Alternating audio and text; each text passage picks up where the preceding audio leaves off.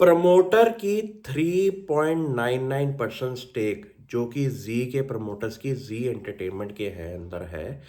उस रीज़न की वजह से अगर कंपनी का शेयर प्राइस के अंदर 30-40% का डिक्लाइन आ जाए, बुरा लगता है। क्यों?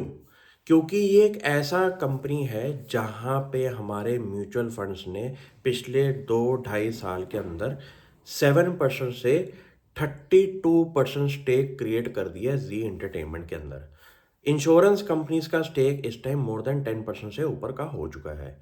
तो आप ये समझ लिए कि डोमेस्टिक फाइनेंशियल इंस्टीट्यूशंस का इस टाइम इस कंपनी के अंदर एक बहुत बड़ा मेजॉरिटी स्टेक है।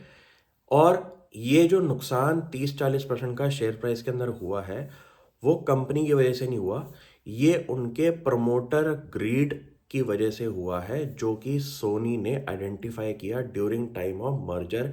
की पूरी आपकी कहते हैं कि जब कोई कंपनी मर्जर करती है ना, तो वो पूरा का पूरा कंपनी का हिसाब किताब खोल के देखती है। कहीं भी उनको रेड लाइट दिखाई दे कंपनी की फाइनेंशियल ट्रांजैक्शंस के अंदर, वो कंपनी सबसे पहले एक स्टेप बैक लेती है। क्यों? क्योंकि अगर on the face of it अगर आपको चीज़ें गलत दिखाई दे रही हों, तो आपको ये समझ में आता है कि कंपनी में और भी झोल होंगे। लेकिन इस केस के अंदर कंपनी के खुद की गलतियां ना होने की वजह से, प्रमोटर की अपनी ग्रीड की वजह से एक ग्रेड ए लेवल कंपनी अगर टूट जाए तो बुरा ज़रूर लगता है।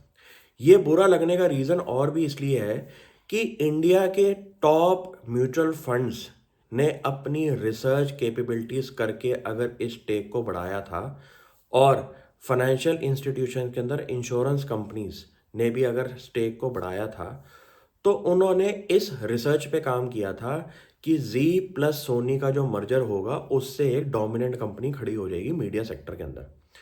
ये रीज़न काफ़ी बढ़िया रीज़न था खरीदने का स्टॉक। लेकिन जब सोनी ने ये बोला कॉरपोरेट गवर्नेंस का इशू है, प्रमोटर के माइंडसेट और फाइनेंशियल ट्रांजैक्शन जो उन्होंने कंपनी के साथ करी है, वहाँ पे वहीं स्टॉप हो जाती है सारी की सारी गेम। क्यों? क्योंकि कोई भी बड़ा प्लेयर अगर आपके साथ मर्जर कर रहा है, तो उसको फेयर ओपिनियन चाहिए होती है पूरे के पूरे बिजनेस के अंदर। यहाँ पे प्रमोटर के 3.99% स्टेक की वजह से अगर एक अच्छी कंपनी के शेयर प्राइस में गिरावट आ जाए, तो कंपनी की वजह से ये शेयर नहीं टूटा, ये कंपनी के प्रमोटर्स की वजह से टूटा है। और राइट टाइम है इंडिया के अंदर कि शेयर होल्डर एक्टिविज्म शुरू हो जाए। क्योंकि आप अगर शेयर होल्डिंग पैटर्न चेक करें कि 32% प्लस 10%, 42% का स्टेक तो सिर्फ इन दो फाइनेंशियल इंस्टीट्यूशंस के पास है, जो कि म्यूचुअल फंड्स और इंश्योरेंस कंपनीज हैं। ये दोनों इंस्टीट्यूशंस को मिल के बोर्ड पे अपना कंसिडरेबल स्टेक के बारे में बात करनी चाहिए, और अपनी शेयर होल्डर कम्युनिटी के अंदर राइट टाइम होना चाहिए कि प्रमोटर को या तो हटाएं या फिर एक ऐसा सोल्यूशन लेके आए जिससे कि शेयर प्राइस में स्टेबिलिटी क्रिएट हो जाए। ये एक बहुत राइट टाइम होता है, क्योंकि यूएस की मार्केट के अंदर शेयर होल्डर एक्टिविज्म बहुत कॉमन प्रैक्टिस है। कोई भी शेयर में अगर ऐसा नेगेटिव माहौल क्रिएट हो जाए, तो एक बड़ा शेयर होल्डर टीवी पे आके अपने प्लान्स बताता है। रीजन बीइंग, क्यों? क्योंकि इनका खुद का स्टेक ही इतना ज़्यादा है कि आपका नुकसान अगर हो रहा है, तो आप उस चीज़ को ठीक करने के लिए कोई ऐसे स्टेप्स लेना शुरू कर देते हैं जहां पे शेयर प्राइस डिक्लाइन रुक जाता है।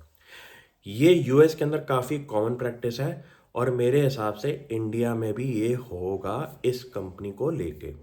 क्यों? क्योंकि कंपनी के एसेट्स में कोई प्रॉब्लम नहीं है, कंपनी की डेट प्रोफाइल में कोई दिक्कत नहीं है, और कंपनी के ग्रेड ए लेवल एसेट्स के होने के बावजूद अगर ये शेयर टूटा है, तो वो बिकॉज ऑफ सिर्फ प्रोमोटर की प्रॉब्लम्स की वजह से है।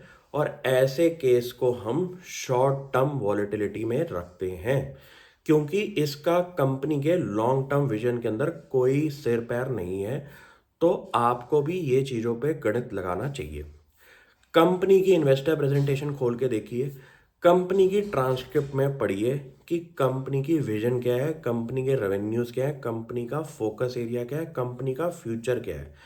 ये चीज़ों पे ध्यान देना शुरू करें और बहुत जल्द इस कंपनी के अंदर कोई बड़ा शेयर होल्डर अपनी आवाज़ उठाएगा और इस प्राइस को स्टेबलाइज करना शुरू हो जाएगा। Thank you.